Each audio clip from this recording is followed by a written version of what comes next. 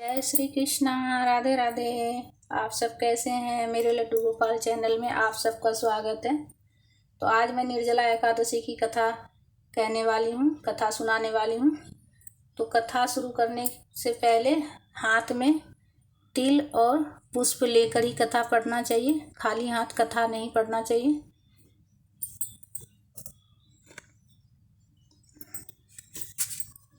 ये एकादशी महात्म्य कथा है,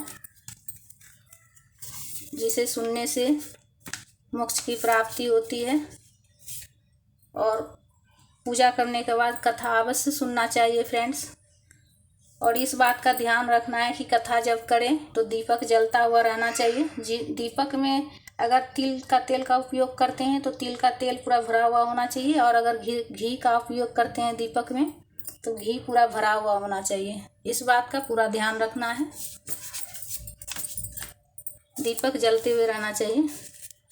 तो कथा इस प्रकार से है। ज्येष्ठ शुक्ला निर्जला एकादशी।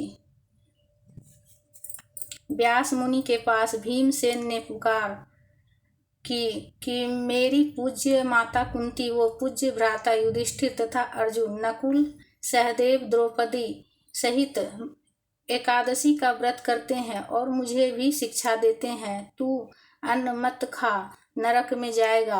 आप विचारिए मैं क्या करूं? 15 दिन के बाद यह एकादशी आ जाती है और हमारे घर में झगड़ा उत्पन्न हो जाता है। मेरे उदर में अग्नि का निवास है, उसे अन्न की आहुति ना दूं तो चर्बी को चाट जाएगा। शरीर की रक्षा करना मनुष्य का परम धर्म है। अतः आप ऐसा उपाय बताइए जिससे सांप भी मर जाए और लाठी भी ना टूटे। अर्थात ऐसा व्रत करो जो वर्ष में एक दिन करना पड़े और मन में व्याधियों का ना करने वाला हो। 24 एकादशियों का फल उसके करने से मिल जाए और मुझे स्वर्ग से संबंधियों के साथ ले जाए। व्यास जी बोले, ज्येष्ठ शुक्ल पक्ष की एकादशी का नाम निर्जला है। ठाकुर जी का चरणोदिक वर्जित नहीं, कारण कि वह तो अकाल मृत्यु को हरण करने वाला है। जो निर्जला एकादशी का व्रत श्रद्धा सहित करता है उसे 24 एकादशियों का फल मिलता है, निश्चय ही स्वर्ग को जाता है।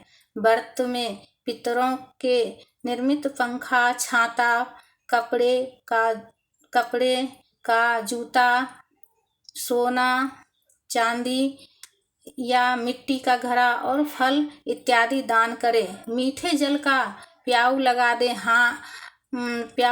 दे, हाथ स्मरणी रखे, मुख से ओम नमो भगवते वासुदेवाय, इस 12 अक्षरे महामंत्र यही है।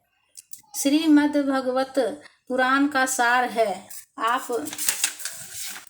आप यदि फलहारी हो तो ध्रुव के प्रथम मास की तपस्या के तुल्य उसके एक एक दिन के समान आपका फल हो गया।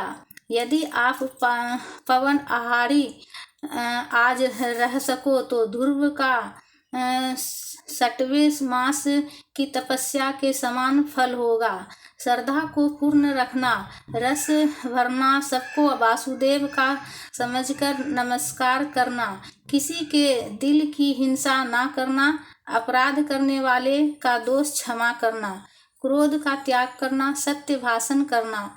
जो हृदय से 12 अक्षरे मंत्र का ज्ञान करते हैं और पूर्ण फल को प्राप्त करते हैं, दिन भर भजन करना चाहिए। रात्रि को राम लीला, कृष्ण लीला कीर्तन के सहारे जागरण करना चाहिए।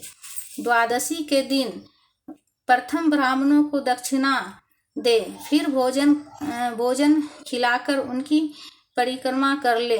अपने पग पग का फल ब्राह्मणों से अश्वमेघ यज्ञ के समान हो, वर मांग ले। ऐसी श्रद्धा भक्ति से व्रत करने वाले को कल्याण प्राप्त होता है। जो प्राणी मात्र को वासुदेव की प्रतिमा समझता है उसको मेरी कलम लाखों प्रणाम के योग्य कहती है। निर्जला का महात्म्य सुनने से दिव्य चक्षु खुल जाते हैं।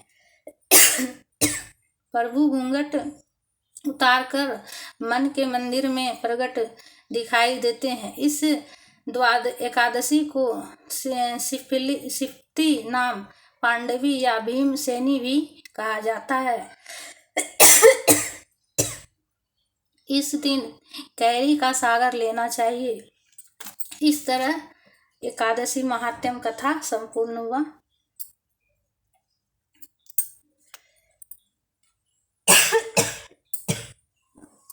तो हाथ में जो तिल और पुष्प है वो प्रभु के चरणों में अर्पित करेंगे